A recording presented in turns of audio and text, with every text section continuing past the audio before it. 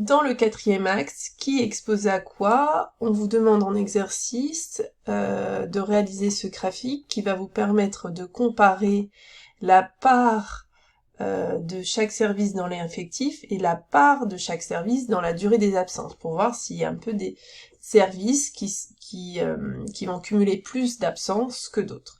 Alors, vous allez aller dans votre base de données, vous allez donc utiliser la fonction des tableaux croisés dynamiques, vous vérifiez que vous avez bien votre tableau, vous le mettez dans une nouvelle feuille de calcul et vous cliquez sur OK.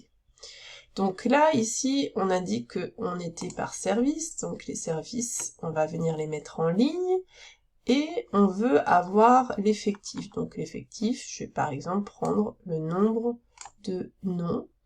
Donc ça va compter le nombre de personnes dans chaque service. Donc on a 3 personnes à la direction, 56 à la production, 17 au service administratif.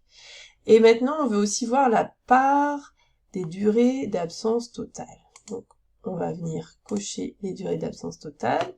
Alors attention, il ne faut pas le mettre ici. Ah bah si, ça s'est mis automatiquement. Donc ça fait par service, on voit au service direction qu'on a 0 jours d'absence. Au service production, les employés cumulent 420 jours d'absence et au service administratif, 876. Maintenant, si on veut une part en pourcentage, eh bien ça va être facile avec le tableau croisé dynamique, c'est qu'on peut afficher les valeurs en pourcentage. Et là, on veut une valeur pas en pourcentage de ligne, ça n'aurait aucun sens, c'est en pourcentage de colonne. Combien ça fait 3 employés à la direction sur 76 en général en pourcentage? Eh bien, il suffit d'afficher les valeurs en pourcentage de la colonne.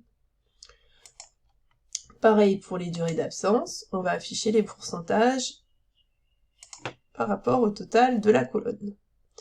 Et ensuite, on peut mettre un titre par dans l'effectif ici.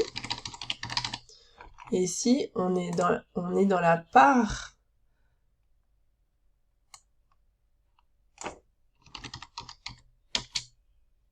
des jours d'absence. Ok, et maintenant, on va pouvoir aller faire notre graphique qui va pouvoir nous montrer. Donc, on va lui ajouter un titre